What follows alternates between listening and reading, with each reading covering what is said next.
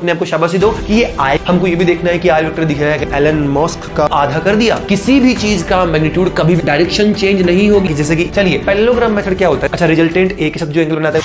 Hello दोस्तों, तो कैसे हैं आप लोग। मैं मोहित स्वागत करता हूं आप सभी लोगों का अपने यूट्यूब चैनल फिजिक्स पोडियम पर, जिसमें कि हम लोग वेक्टर की चर्चा कर रहे हैं। लास्ट 2 लेक्चर्स में हमने वेक्टर के बारे में बेसिक नॉलेज जाना है, जैसे कि आप वेक्टर्स, 2 वेक्टर्स के बीच में एंगल कैसे निकाल सकते हैं। उसके अलावा आप वेक्टर्स को कैसे डिफाइन करते हैं, फिजिकल क्वांटिटीज़ क्या क्या होती है। अगर आपको वो सब नहीं पता तो पहले वो लेक्चर्स जाके देखें, उनका लिंक डिस्क्रिप्शन में आपको मिल जाएगा। आज हम 3rd लेक्चर के अंदर बात करने वाले हैं वेक्टर अलजेब्रा की। जैसा कि आपको स्क्रीन पर दिख रहा होगा, हम लोग वेक्टर अलजेब्रा की बात करने वाले हैं। अच्छा, वेक्टर अलजेब्रा से हम क्या समझते हैं। बेसिकली वेक्टर अलजेब्रा का मतलब होता है जोड़ बाकी गुणा भाग, प्लस माइनस मल्टीप्लाई डिवाइड, ये सब करते हैं। अच्छा, एक बात तो याद रखना कि वेक्टर को मैं कभी किसी वेक्टर से डिवाइड नहीं कर सकता। हाँ, मल्टीप्लाई कर सकते हैं, आप ऐड कर सकते हो, आप सब्ट्रैक्ट कर सकते हो। सबसे पहले जो सबसे सिंपल टॉपिक है कि सर क्या वेक्टर को किसी स्केलर से मल्टीप्लाई कर सकते हैं। बिल्कुल हाँ, हम किसी वेक्टर को किसी भी स्केलर से मल्टीप्लाई कर सकते हैं। जैसे कि आपके पास कोई वेक्टर है, आपके पास कोई भी वेक्टर है 5 न्यूटन 10 न्यूटन आई कैप जे कैप का, उसको आप 5 10 15 20 -1 -2 से मल्टीप्लाई कर सकते हैं। अब मल्टीप्लाई करने से होता क्या है ये देखो भाई साहब, स्केलर जो होते हैं ना, स्केलर 2 टाइप के होते हैं। अगर मान लो आपने पॉजिटिव से मल्टीप्लाई किया या फिर नेगेटिव से मल्टीप्लाई किया। मैं किसी भी वेक्टर को 2 स्केलर से मल्टीप्लाई करने वाला हूं। एक बार मैं उसे पॉजिटिव स्केलर से मल्टीप्लाई करने वाला हूं और एक बार नेगेटिव स्केलर से मल्टीप्लाई करने वाला हूं। ठीक है, जैसे कि मैं इस ना एग्जांपल के थ्रू आपको समझाने का प्रयास करता हूं, आपको अच्छा लगेगा। मान लो मेरे पास एक वेक्टर है, फोर्स वेक्टर मान लेता हूं मैं, F vector equals to 5 newton i cap. बहुत बढ़िया, 5 न्यूटन आई केप है। सर इसको दिखाओगे कैसे। किसी भी वेक्टर के पास 2 चीजें होती हैं, एक उसका मैग्नीट्यूड मतलब उसकी लेंथ, दूसरा उसकी डायरेक्शन कि वो किस डायरेक्शन को डिनोट कर रहा है। तो अगर मान लो मैं यहां पर आपसे बोलूं कि मेरे पास ना एफ वेक्टर है, तो इस एफ वेक्टर के पास 2 चीजें होंगी। एक तो इसका मैग्नीट्यूड होगा जिसे कि हम मोड से दिखाते हैं, और एक उसकी डायरेक्शन होगी जिसे हम केप से दिखाते हैं। केप का मतलब होता है डायरेक्शन, मोड का मतलब आपको पहले बता चुका हूं कि अगर मान लो कोई वेक्टर है तो इसकी जो लेंथ होती है यहां से यहां तक की, उसे हम इसका मोड बोलते हैं, उसे हम इसका मैग्नीट्यूड बोलते हैं, और ये जो सिरा है केप बता रही है वो इसकी डायरेक्शन को रिप्रेजेंट कर रही है। आई होप आपको ये सब बातें पहले से पता है। ठीक है, तो सर यहाँ पर 5 न्यूटन फोर्स लग रहा है आई केप की डायरेक्शन में। तो मैं इसे दिखाऊंगा कैसे कि सर देख लो, मैंने यहाँ पर ना एक वेक्टर बनाया और ये वेक्टर यहाँ से स्टार्ट हो रहा है और इसकी लेंथ जो है ना वो 5 न्यूटन की है और ये आई केप डायरेक्शन के अंदर है, ये आई केप के अंदर है। अब अगर मान लो मैं इस फोर्स को 3 से मल्टीप्लाई कर दूं या 2 से मल्टीप्लाई कर दूं, तो चलिए हम लोग इसको 2f वेक्टर बनाते हैं। जब मैं इसको 2f वेक्टर बनाऊंगा तो होगा क्या सर, 2f वेक्टर बनाने से इसका मैग्नीट्यूड डबल हो जाएगा। तो मैग्नीट्यूड कितना हो गया, 10 न्यूटन आई केप। क्या इसकी डायरेक्शन पे कोई इफेक्ट पड़ा। आप बोलोगे कि नहीं सर, पहले 5 न्यूटन की डायरेक्शन भी आई केप थी और अब 10 न्यूटन की डायरेक्शन भी आई केपी है। इसका मतलब इसकी डायरेक्शन पे कोई भी इफेक्ट नहीं पड़ा। मतलब एक बात समझ गई, पॉजिटिव नंबर से मल्टीप्लाई करने पर मैग्नीट्यूड चेंज हो सकता है। मैग्नीट्यूड जो है ना वो चेंज हो सकता है, चेंज हो सकता है। अब सर हो सकता का क्या मतलब है, क्या हमेशा मैग्नीट्यूड चेंज नहीं होगा क्या। हाँ बिल्कुल, अगर आप इसको 1 से मल्टीप्लाई कर दो तो सोच, अगर तूने इसको 1 से मल्टीप्लाई किया तो 1 एफ वेक्टर तो एफ वेक्टर ही हो गया ना। इसका मतलब ना तो मैग्नीट्यूड चेंज हुआ और ना इसकी डायरेक्शन। तो इस तरीके से हमने जाना कि जब भी किसी वेक्टर को पॉजिटिव स्केलर से मल्टीप्लाई करते हैं, पॉजिटिव नंबर से मल्टीप्लाई करते हैं, तो उसका मैग्नीट्यूड चेंज हो सकता है लेकिन direction remains constant, direction change नहीं होगी भाई। तो यहां पर डायरेक्शन कांस्टेंट है, डायरेक्शन चेंज नहीं हुई है।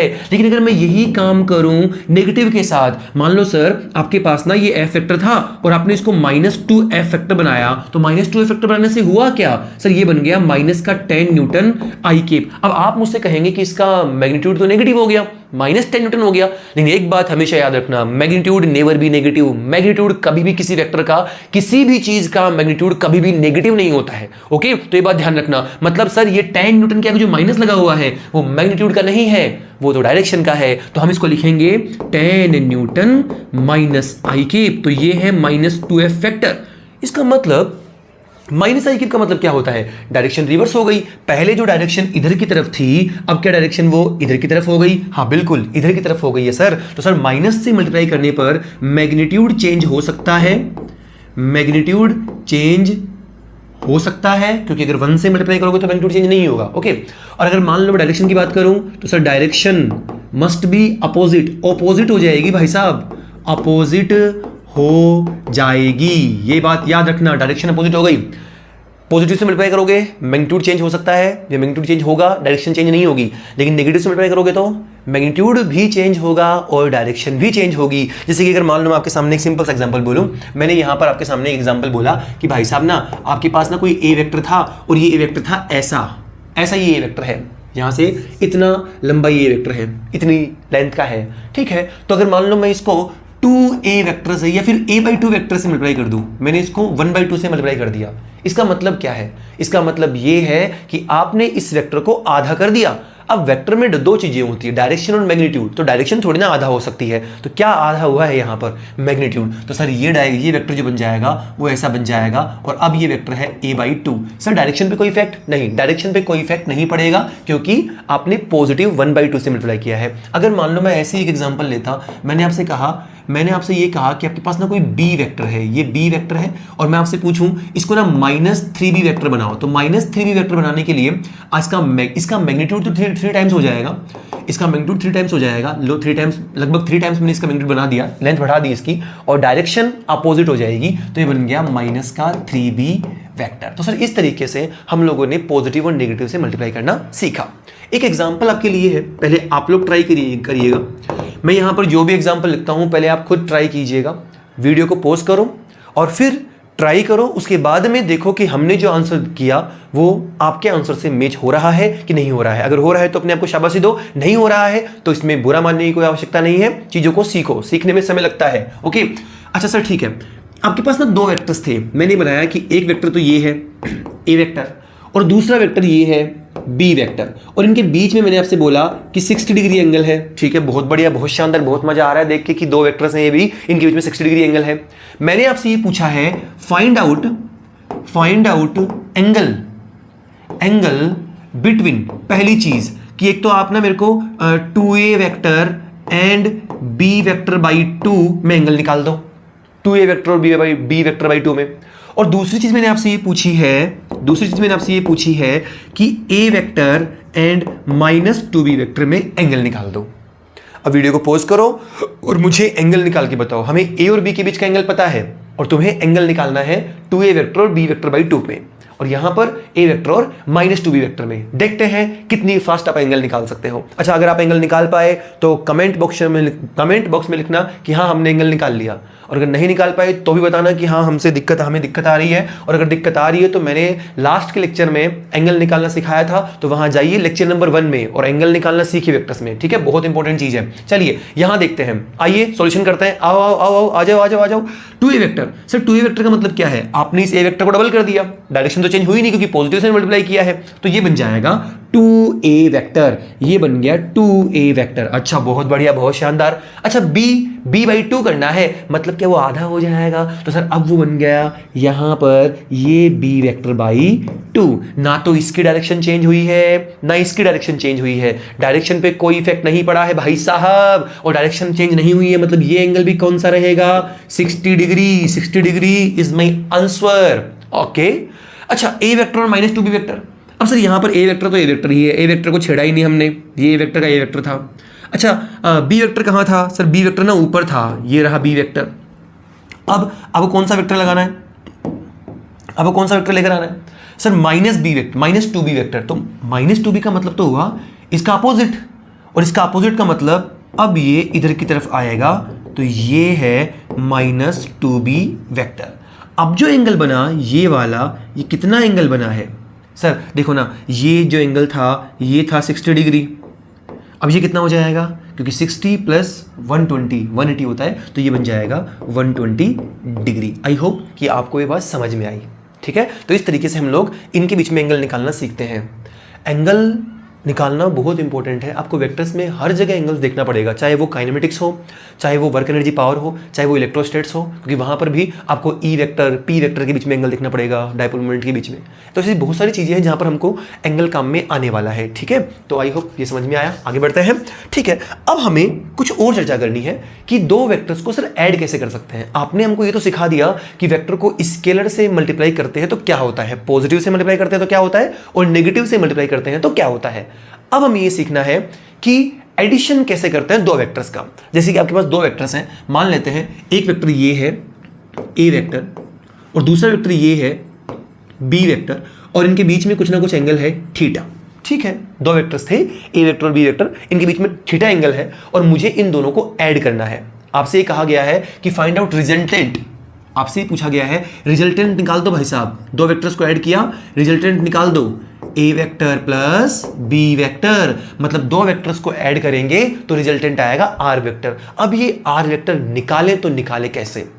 इसके आपके पास दो मेथड है। कितने मेथड है? दो मेथड है। तो एडिशन निकालने के आपके पास दो मेथड्स हैं, आपके पास टू मेथड्स हैं और वो मेथड्स जान लो कौन से हैं। देख भाई, मेथड्स में पहला मेथड तो है ग्राफिकल मेथड और दूसरा है एनालिटिकल मेथड। थोड़ी सी थ्योरी है, जान लीजिए। एक तो है ग्राफ वाला मेथड, ग्राफ्स वाला मेथड है, और एक मैथ्स वाला मेथड है। ठीक है, एक तो मैथमेटिकल मेथड है और एक ग्राफ्स वाला मेथड है। कौन सा मेथड है? ग्राफ्स वाला मेथड है, एक मैथमेटिकल मेथड है और एक ग्राफ्स वाला मेथड है। अच्छा, दोनों में क्या क्या डिफरेंस है? देखो, ग्राफ्स वाला मेथड क्या बताएगा? ग्राफ्स वाला मेथड ये बताएगा कि जो आर वेक्टर आएगा ना वो दिखेगा कैसा, मतलब जो नया आर वेक्टर आएगा रिजल्टेंट आर वेक्टर दिखेगा कैसा, दिखेगा कैसा, मतलब जो नई चीज आएगी आर वेक्टर, इन दोनों को ऐड करने पर वो दिखेगी कैसी।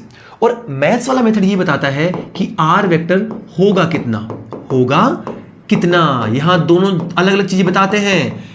ग्राफ वाला मेथड ये बताएगा आर वेक्टर दिखेगा कैसा, कि जैसे कि ये ए है, ये बी है, तो अब नया आर किधर की तरफ आएगा, दोनों को ऐड करने पर किधर की तरफ नया रिजल्टेंट वेक्टर आएगा। और जो मैथ वाला वेक्टर है वो ये बताता है, मैथ वाली चीज है वो ये बताती है कि ये आएगा कितना, माल कितना है, मैग्नीट्यूड कितना है, ये सब बताएगा। ओके, चलिए आइए पहले सबसे पहले हम ग्राफ वाले मेथड की बात करते हैं। सबसे पहले मेथड है ग्राफिकल मेथड, तो ग्राफ वाला मेथड। अच्छा, ग्राफ वाले मेथड के अंदर भी दो मेथड्स आते हैं। पहला मेथड आता है ट्रायंगल लॉ, एक तो होता है ट्रायंगल लॉ ऑफ एडिशन और एक आता है पैरेललोग्राम मेथड्स ऑफ एडिशन। तो दूसरा कौन सा मेथड आता है?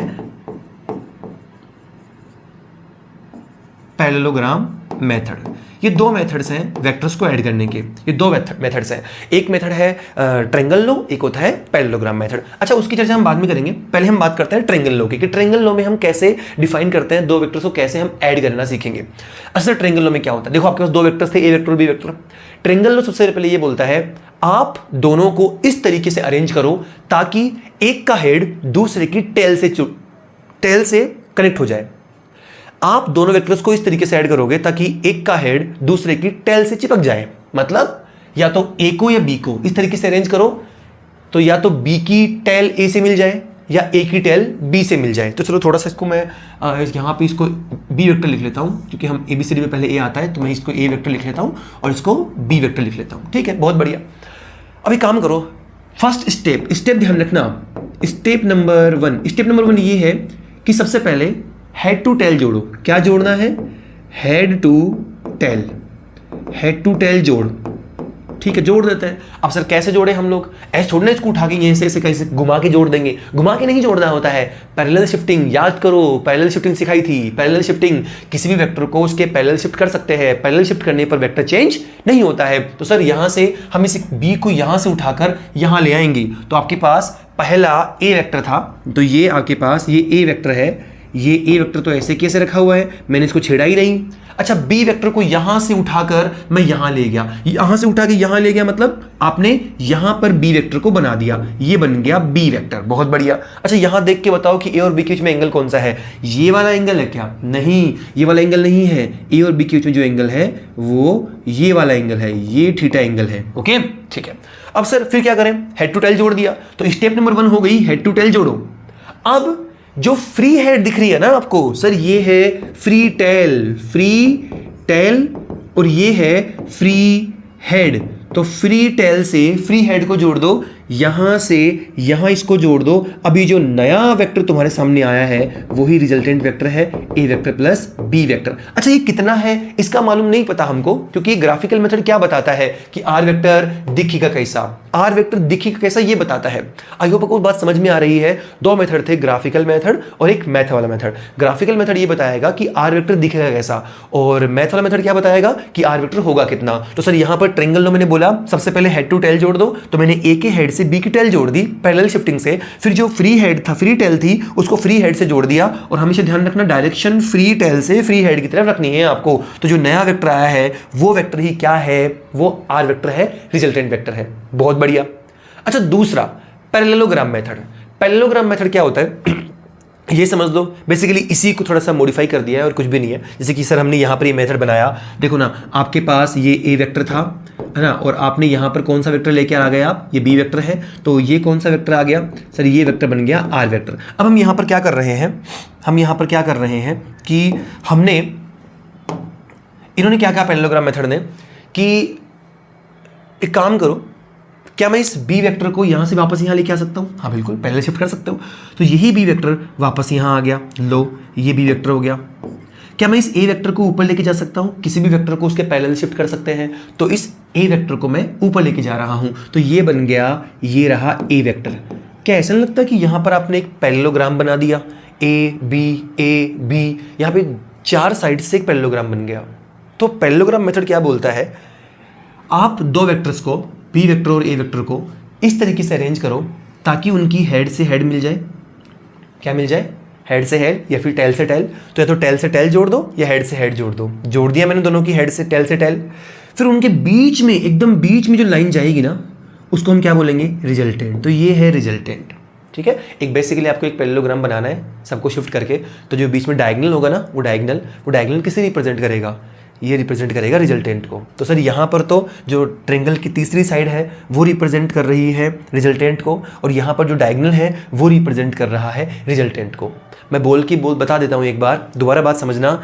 अगर किसी ट्रायंगल की दो साइड्स, ये ए वेक्टर है और ये बी वेक्टर है, अगर किसी ट्रायंगल की दो साइड एक ही सेंस में, देख ये ए गया इधर और बी गया इधर, एक ही सेंस में दो वेक्टर्स को रिप्रेजेंट करे, तो उस ट्रायंगल की जो तीसरी साइड है वो उनके अपोजिट सेंस में उनके रिजल्टेंट को रिप्रेजेंट करती है।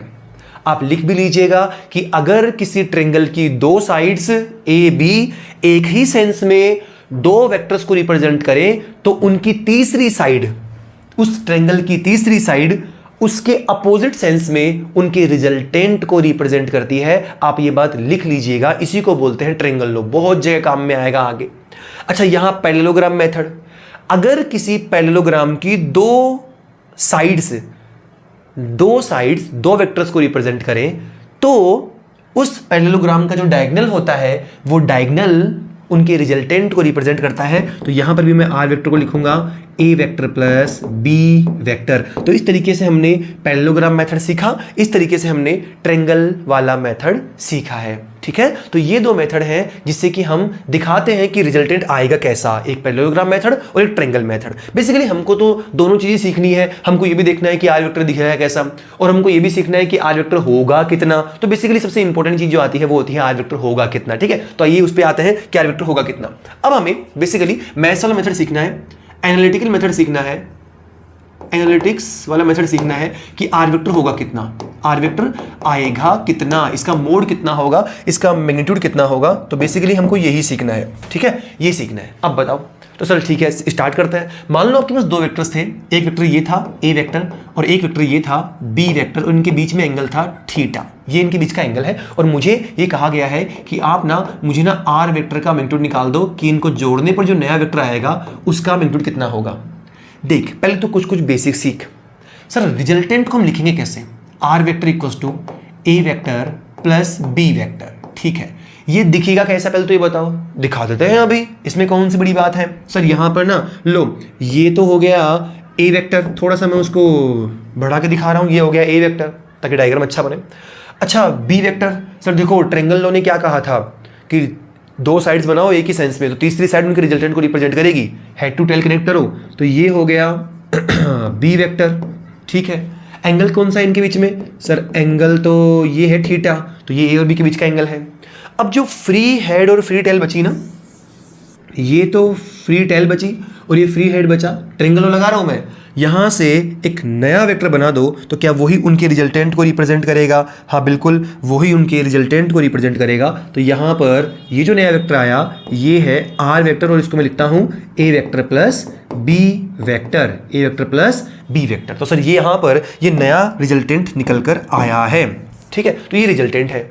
लो हमने देख लिया कि ये है कितना, लेकिन मुझे तो ये पूछा है, ये थोड़ी ना पूछा है कि ये है कितना, ये है, मतलब ये दिखिया कैसा, मुझे तो ये पूछा है ये होगा कितना, इसका मतलब मुझे इसका मोड पूछा है, इसका मोड पूछा है, मतलब ये मोड पूछा है। जब a प्लस बी के आगे मोड लगा हो इसका मतलब रिजल्टेंट का मोड निकलवाया है, रिजल्टेंट की वैल्यू निकलवाई है कि रिजल्टेंट होगा कितना, रिजल्टेंट होगा कितना, मुझसे ये पूछा है।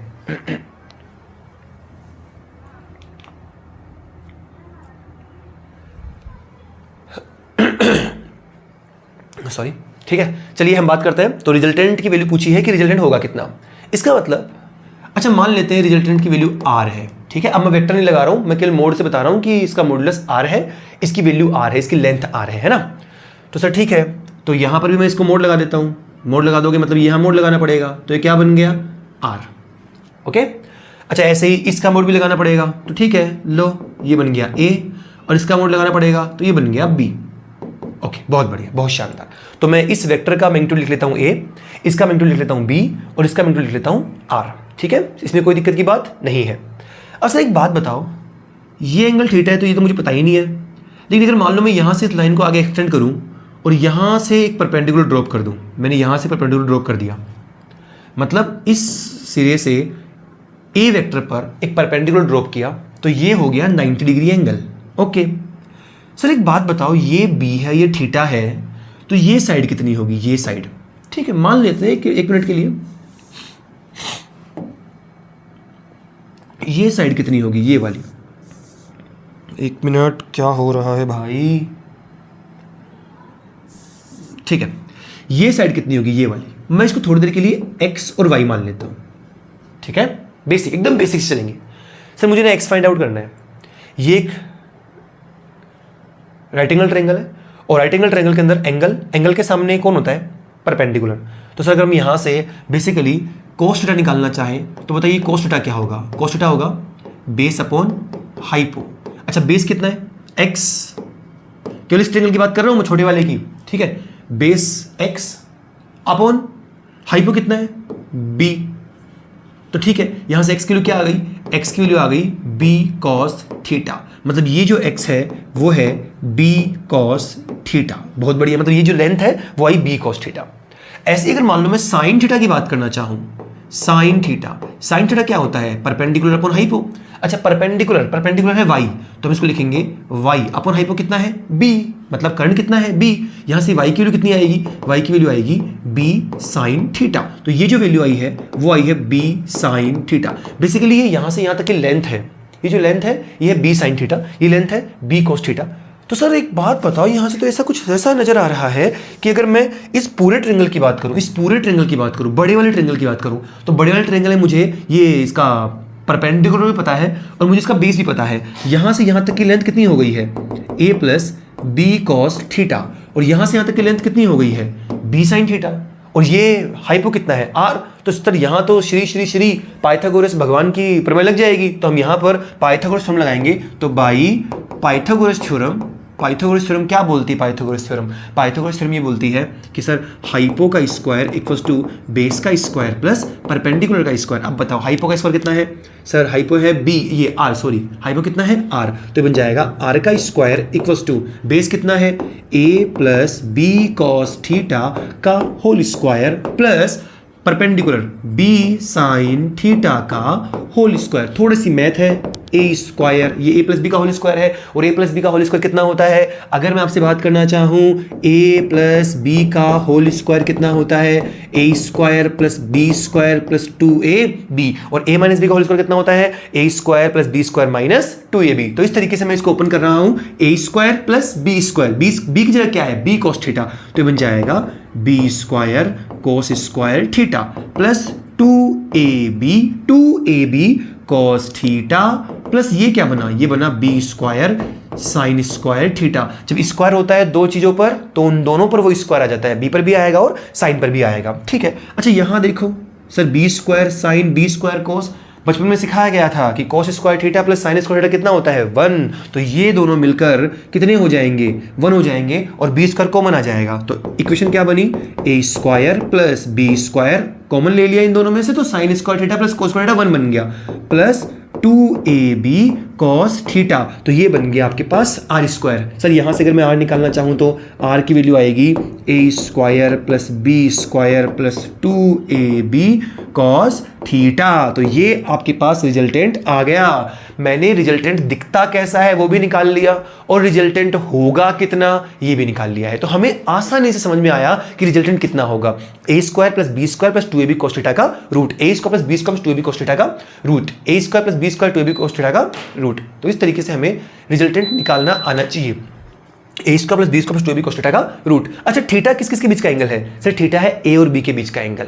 अब अगर मान लो मैं कभी भी आपसे यहाँ पर एक छोटा सा एग्जांपल बोल दूं, मैं आपसे बोलूं एक एग्जांपल अगर मैं आपको दूं कि सर एग्जांपल ये है कि दो वेक्टर्स हैं, ये ए वेक्टर है और ये बी वेक्टर है, इसकी वैल्यू है 2, इसकी वैल्यू 3, एंगल है कुछ भी 30 डिग्री। बताओ रिजल्टेंट कितना होगा? तो क्या निकाल सकते हैं? हाँ निकाल सकते हैं resultant A square plus B square plus 2ab cos theta. तो इस तरीके से मैं रिजल्टेंट की वैल्यू निकाल सकता हूँ।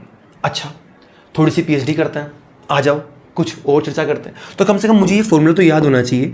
रिजल्टेंट का फॉर्मूला क्या होता है? A square plus B square plus 2ab cos theta का रूट। अगर दो वेक्टर आपको दे दे, उनके ये ए क्या है? ये ए वेक्टर नहीं है, ये ए वेक्टर का मोड है, मतलब ए वेक्टर का मैग्नीट्यूड है। बी क्या है? बी वेक्टर का मैग्नीट्यूड। और थीटा किस किस के बीच का एंगल है? ए और बी के बीच का एंगल। क्वेश्चन प्रैक्टिस करेंगे, इस पर टेंशन मतलब। आगे बढ़ते हैं। तो सर यहां पर थोड़ी सी बेसिक चर्चा और करते हैं, थोड़ी सी पीएचडी और करते हैं, थोड़ी सी पीएचडी और आजा समझाता हूं थोड़ा सा और। सर आपने ना यहां पर हमको दो वेक्टर्स बनाए, ये एक ए वेक्टर था है ना, और इसका मैग्नीट्यूड कितना हो गया? ए हो गया। तो मैं मैग्नीट्यूड लिख देता हूँ, ये ए वेक्टर है तो ये ए है, यहाँ पर ये बी था और यहाँ से ना आपने रिजल्टेंट बनाया था ये आर था। अच्छा यहाँ से आपने परपेंडिकुलर ड्रॉप किया, बिल्कुल परपेंडिकुलर ड्रॉप किया, तो ये साइड कितनी आई थी? वाई, और वाई की वैल्यू अब मैं लिख रहा हूँ डायरेक्ट बी साइन थीटा, और ये कितना आया? ये थीटा एंगल था, ये कितना आया? B cos theta. ये रिजल्टेंट है। अब एक बात बताइए यहाँ पर, क्या आपको ये नहीं लगता कि रिजल्टेंट जो है वो ए के साथ कुछ एंगल बना रहा है? हाँ। तो सर हमें ना एक चीज बताइए कि angle made by R vector with A, ये कैसे निकालेंगे? अब यार ए के साथ आर ने कुछ एंगल बनाया, तो मान लेते हैं कि ये एंगल अल्फा है, लो अल्फा है, ठीक। अब सब सीधी सी बात है, अगर ये अल्फा है तो ये परपेंडिकुलर, ये बेस है। बेस कितना है? ए प्लस बी cos थीटा। तो सीधी सी बात है, ये बेस कितना है? यहां से यहां तक की लेंथ कितनी है? यहां से यहां तक की लेंथ है ए प्लस बी cos थीटा। ये बेस है आपका टोटल। तो tan थीटा आराम से निकाल सकते हैं। What is tan theta? Sir tan theta हमको पता है सर, tan थीटा मतलब tan alpha equals to perpendicular upon base. What is perpendicular? B sine theta upon base कितना? A plus B cos theta. तो इस तरीके से मैंने यहां पर tan अल्फा निकाल लिया। tan अल्फा आया B sine theta upon A plus B cos theta. तो ये आपके पास tan अल्फा का फॉर्मूला आया। What is alpha? अल्फा का मतलब है रिजल्टेंट ने ए के साथ कितना एंगल बनाया, रिजल्टेंट ने ए वेक्टर के साथ कितना एंगल बनाया। अब मुझे बात करनी है कि सर एक बात बताओ, अगर मैं इसी बी वेक्टर को, ध्यान दो, अगर मैं इसी बी वेक्टर को यहां ले आऊं परपेंडिकुलर पैरेलल शिफ्ट करके, तो अगर मैं इसी बी वेक्टर को यहां ले आऊं, ये रहा बी वेक्टर, ओके, और फिर इस ए वेक्टर को यहां ले जाऊं पैरेलल शिफ्ट करके, तो ये ए वेक्टर बन गया, ठीक है। तो ये ए वेक्टर था, इसको मैंने यहां पैरेलल शिफ्ट कर दिया, किसी भी वेक्टर को उसके पैरेलल शिफ्ट कर सकते हैं, इसको मैं यहां ले आया। तो क्या ऐसा नहीं दिख रहा कि आर वेक्टर जो है वो बी के साथ भी कुछ ना कुछ एंगल बना ही रहा है? हाँ बिल्कुल, बी के साथ भी कुछ ना कुछ एंगल बना ही रहा है, बीटा। तो व्हाट इज बीटा?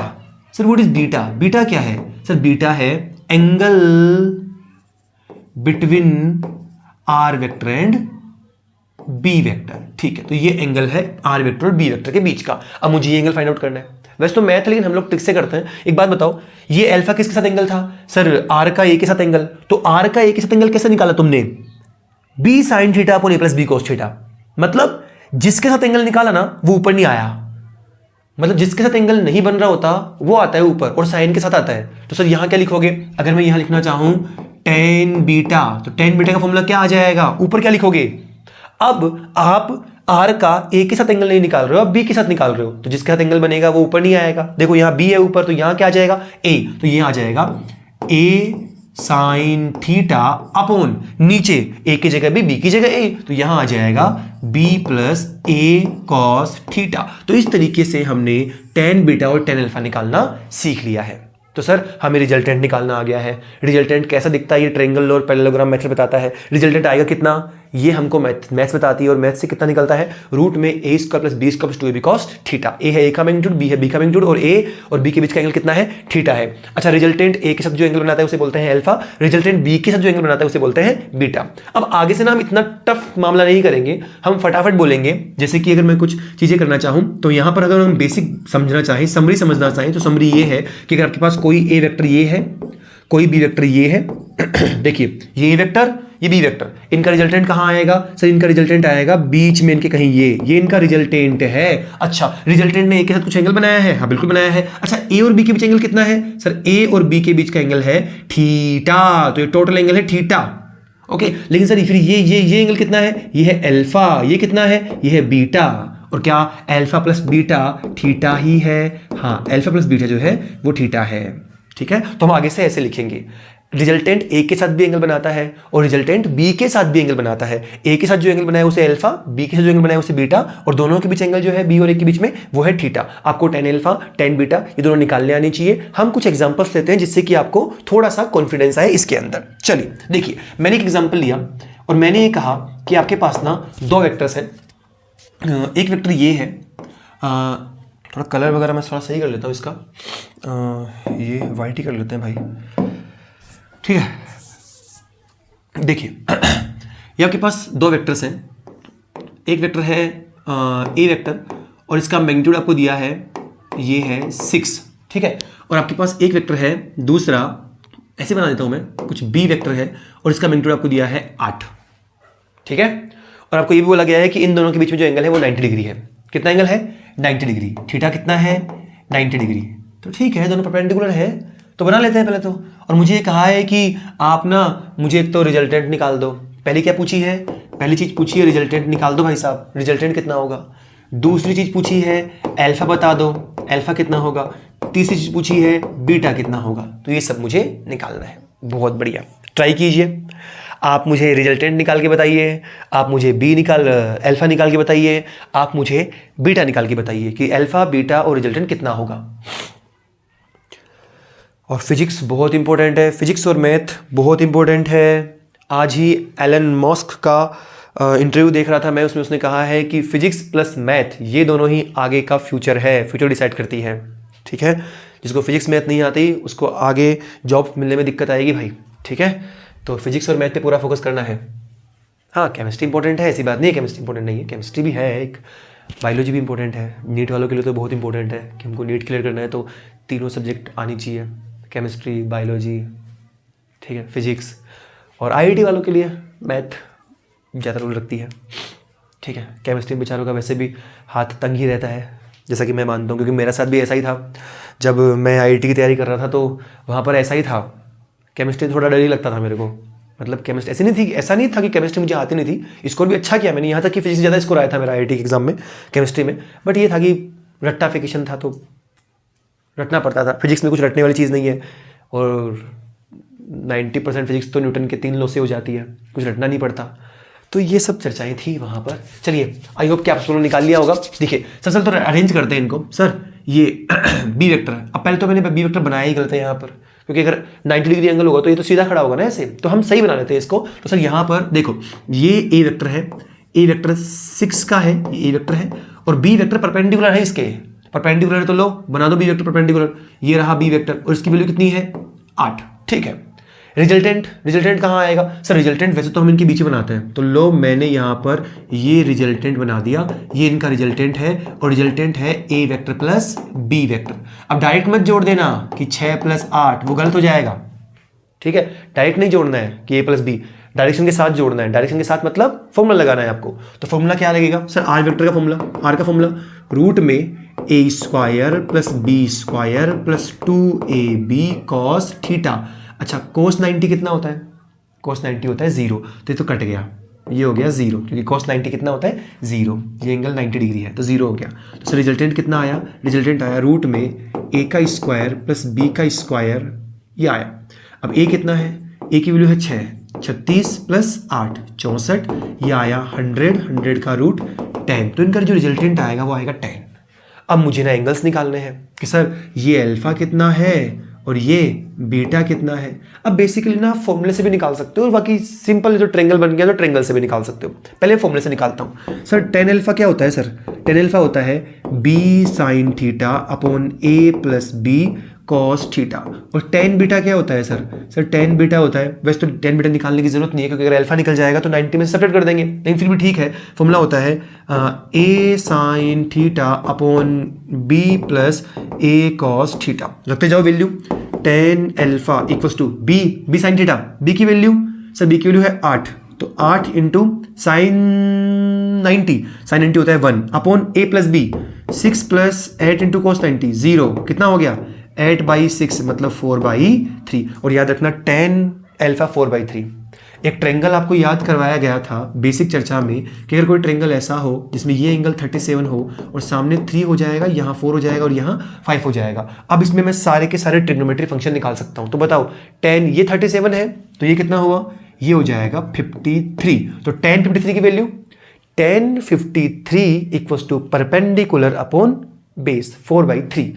53 के लिए 4 परपेंडिकुलर है और 37 के लिए 3 परपेंडिकुलर है ना। तो ठीक है, तो यहाँ से 4/3, तो अल्फा कितना आया? अल्फा आया 53 डिग्री। तो अगर अल्फा 53 आया तो बीटा पक्का पक्का कितना आएगा? 37 डिग्री, क्योंकि दोनों का सम कितना है 90। तो सर ये हमारे पास आ गया। तो इस तरीके से आपको ये क्वेश्चन सोल्व करने हैं। आइए एक और एग्जाम्पल लेता हूँ। मैंने आपके सामने एक एग्जाम्पल दिया, मैंने ये बोला कि आपके पास ना 2 वेक्टर्स हैं। एक वेक्टर है ए वेक्टर और ए वेक्टर की वैल्यू आपको दे रखी है 3, और एक वेक्टर है बी वेक्टर और बी वेक्टर की वैल्यू आपको दे रखी है 4। ये बी वेक्टर है, ठीक है। और आपको रिजल्टेंट फाइंड आउट करना है। रिजल्टेंट फाइंड आउट करो अगर इनके बीच का एंगल जो है वो है 60 डिग्री, ठीक है। 60 डिग्री के साथ रिजल्टेंट कितना आएगा? सिंपल सी चीज़ है, अगर रिजल्टेंट निकालना चाहो तो रूट में A square plus B square, A square plus B square plus 2ab cos 60, और cos 60 की वैल्यू कितनी होती है 1/2, 2 से 2 कैंसिल, तो ए भी बच गया यहाँ पर। रिजल्टेंट कितना आएगा? ए स्क्वायर 3 का स्क्वायर 9, 4 का स्क्वायर 16, ए इंटू बी 3 इंटू 4 12, तो ये बन गया 25 प्लस 12 37 का रूट। तो ये मेरे पास आंसर आया, यही आएगा भाई, देख लो एक बार 25 प्लस 12 7 3, ठीक है 37। तो इस तरीके से हम लोग रिजल्टेंट निकालना जान गए। तो आई होप कि आपको ये क्वेश्चन समझ में आया। चलिए अब कुछ क्वेश्चन प्रैक्टिस करते हैं ताकि आपको एडिशन वाले मेथड पे एकदम पूरी पीएचडी हो जाए, ठीक है। चलिए आगे बढ़ते हैं। देखिए आपके सामने एक क्वेश्चन दिया मैंने आपको बोला कि अच्छा इन क्वेश्चंस की एक बात खास है कि पहले आप इन क्वेश्चंस को आप खुद अटेम्प्ट करेंगे और फिर बाद में सॉल्यूशन देखेंगे। तो वीडियो को पॉज करके पहले आप इसको खुद कीजिए और उसके बाद में ही सॉल्यूशन देखिए, जिससे आपको फायदा होगा। देखिए आपके पास ए वेक्टर और बी वेक्टर, मतलब ये वेक्टर्स नहीं है, मतलब वेक्टर तो है ही, केप लगा हुआ है इनके ऊपर, मतलब ये यूनिट वेक्टर्स हैं। 2 यूनिट वेक्टर्स का सम किया √3 आया और आपसे बोला find out angle between A and B. Question समझ में आना चाहिए पहले तो। सर यहाँ पर ना ए और बी का सम कर रहे हो तो √3 आ रहा है, ए और बी का सम कर रहे हो तो √3 आ रहा है। अच्छा रिजल्टेंट, पहले तो मुझे बताओ इस ए का मैग्नीट्यूड कितना होता है? सर ये तो यूनिट वेक्टर है ना, ये तो यूनिट वेक्टर है और यूनिट वेक्टर का, ये तो यूनिट वेक्टर है और यूनिट वेक्टर का रिजल्टेंट, यूनिट वेक्टर का मैग्नीट्यूड कितना होता है 1 होता है, तो इसका मैग्नीट्यूड भी 1 हो जाएगा, इसका भी कितना हो जाएगा 1 हो जाएगा, मतलब दोनों का मैग्नीट्यूड सेम 1 और 1 है, ठीक है। √3 दे रखा है तो रिजल्टेंट दे दिया। सर ये तो रिजल्टेंट है, रिजल्टेंट निकलता कैसे है? R इक्वल्स टू रूट में a का स्क्वायर प्लस b का square plus 2ab cos theta. Resultant है √3, इधर से स्क्वायर हटाओगे, रूट हटाओगे तो यहाँ स्क्वायर आएगा, तो √3 का स्क्वायर हो जाएगा। √3 का स्क्वायर इक्वल्स टू a का स्क्वायर 1 का स्क्वायर 1 का square 2 into 1 into 1 into cos theta. यहाँ से √3 का square 3, 1 plus 1 plus 2 cos theta, 1 plus 1 2 जाएगा इधर, 3 minus 2 equals to 2 cos theta, और cos थीटा की वैल्यू आ गई है 1/2, और cos थीटा की वैल्यू अगर 1/2, देखो ये 1 बन जाएगा, 1 के नीचे 2 आ जाएगा, 1/2 cos थीटा 1/2 कब होगा भाई साहब? यहाँ बनता है 60 डिग्री एंगल। इसका मतलब ए केप और बी केप के बीच में एंगल कितना है 60 डिग्री। ए केप और बी के बीच के एंगल कितना है 60 डिग्री। आई होप ये सही आंसर है और आई होप कि आप लोगों ने ऐसे ही किया होगा। चलिए आगे बढ़ते हैं अगले क्वेश्चन पर, ठीक है। देखिए आपसे ये कहा, चलिए तो फिर नए क्वेश्चन की बात करते हैं। चलिए आइए देखिए एक और क्वेश्चन आपके सामने है। आइए एक और क्वेश्चन आपके सामने है। ए के प्लस 2 बी के इसके लिए निकालनी है। एंगल ए और बी के बीच में 60 डिग्री है। अच्छा सर ये एंगल ए और बी के बीच में 60 डिग्री है, इसका मतलब ए और 2b के बीच भी 60 डिग्री ही होगा। यहाँ पर ए का मैग्नीट्यूड कितना है 1, क्योंकि ये यूनिट वेक्टर है, ऊपर देखो कैप लगी हुई है। यहाँ पर 2b वेक्टर, इसका मैग्नीट्यूड कितना होगा 2, क्योंकि b है एक यूनिट वेक्टर, तो b का मैग्नीट्यूड होता है 1 और 2b कितना हो जाएगा 2, तो यहाँ पर 2b का हो गया 2। एंगल कितना दिया है 60 डिग्री, फटाफट निकाल देते हैं। रिजल्टेंट इक्वल टू रूट में 1 का स्क्वायर 1, 2 का square 4, 2 into 1 into 2 into cos 60, और cos 60 वैल्यू होती है 1/2, 2 से 2 कैंसिल, ये बन गया 1 + 4 + 2 7, तो रिजल्टेंट कितना आया √7 हमारा आंसर आया। तो इस तरीके से हम लोग रिजल्टेंट निकालना सीख रहे हैं। चलिए आगे बढ़ते हैं, चलिए हम आगे बढ़ते हैं। ये देखिए एक अच्छे सेगमेंट का अच्छा क्वेश्चन है आपके सामने। अच्छे सेगमेंट का अच्छा क्वेश्चन आपको हर कोचिंग के सीट मॉड्यूल में मिल जाएगा। ये क्वेश्चन कई बार आपको टेस्ट में मिल जाएगा, क्योंकि ये PYQ है और एक अच्छा PYQ है। आपकी सोच को प्रोड्यूस करेगा, ये सोच को बदलेगा कि कैसे आपको वेक्टर्स सोल्व करना है। आपको पहले तो वेक्टर्स को बनाना आना चाहिए, ठीक है, वेक्टर्स को दिखाना आना चाहिए, वेक्टर्स को उतारना आना चाहिए कॉपी के अंदर, ठीक है। देखो ए वेक्टर और बी वेक्टर परपेंडिकुलर है। देखिए दो, if resultant of A vector and B vector is perpendicular to A vector, मतलब ए और बी का जो रिजल्टेंट है ना वो ए वेक्टर के परपेंडिकुलर है। Okay, find out angle between A and B. अब ए और बी के बीच में एंगल निकालना है। अब यार क्वेश्चन समझ में ही नहीं आ रहा है, क्या करें? बनाओ पहले तो। सबसे पहले इंफॉर्मेशन क्या दी आपको, बोला ए और बी का रिजल्टेंट परपेंडिकुलर है ए वेक्टर के। अब ट्रेंगल लॉ क्या बोलता था? ट्रेंगल लॉ ये बोलता था अगर किसी ट्रेंगल की दो साइड ए और बी एक ही सेंस में दो वेक्टर्स को रिप्रेजेंट करें, याद करो ट्रेंगल लॉ ने क्या कहा था सर? ट्रेंगल लॉ ने ये कहा था कि अगर ए वेक्टर ये है, बी वेक्टर ये है, तो ये होगा रिजल्टेंट। मतलब क्या, रिजल्टेंट ए और बी के अपोजिट सेंस में आता है। और इसने कहा है कि रिजल्टेंट ए के परपेंडिकुलर है, तो पहले तो रिजल्टेंट बना लो। लो सर, ये कोई ए था, बी से आगे आना चाहिए था, बट पहले रिजल्टेंट बना लेते हैं। रिजल्टेंट ए के परपेंडिकुलर है, तो ये लीजिए, ये रिजल्टेंट ए के परपेंडिकुलर है। अब ट्रेंगल पूरा करने के लिए ए के आगे बी लगाना पड़ता है ना, तो लो ये बच गया बी, ये रहा बी, लो बन गया भाई साहब, ये रहा 90 डिग्री। अच्छा, ए वेक्टर रिजल्टेंट के साथ जो एंगल बनाता है उसी को तो बोलते हैं अल्फा, तो अल्फा कितना दिया 90। अब tan अल्फा का फॉर्मूला क्या होता है आपके पास? सर tan अल्फा जो होता है वो होता है b sin theta upon a plus b cos theta. अच्छा, tan अल्फा कितना 90, और tan 90 की वैल्यू 1/0, इन्फिनिटी नहीं रखेंगे, 1/0, तो 1/0 equals to b sin theta upon a plus b cos theta, ठीक है। अच्छा, यहां से इनको क्रॉस मल्टीप्लाई करो, क्रॉस मल्टीप्लाई करोगे तो क्या ये a plus B cos theta 1 से मल्टीप्लाई होगा, तो a plus B cos theta equals to b sine theta multiply होगा 0 से, और कितना हो जाएगा 0। यहां से अगर मैं कॉस थीटा निकालना चाहूं तो a जाएगा उधर -a, b जाएगा नीचे b, तो बताओ यहां से थीटा कितना आया, cos inverse a upon b minus का a अपॉन b। तो इस तरीके से ये मेरा आंसर है।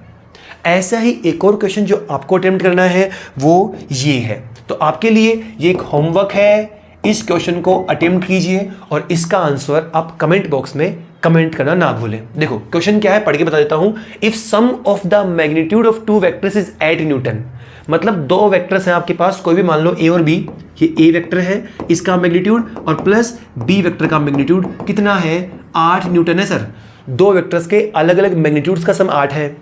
अच्छा, रिजल्टेंट जो है ना वो 4 न्यूटन है, इसका मतलब इन दोनों का रिजल्टेंट आप निकालोगे, ए वेक्टर प्लस बी वेक्टर करोगे ऐसे, तो ये जो रिजल्टेंट आएगा ये 4 न्यूटन है।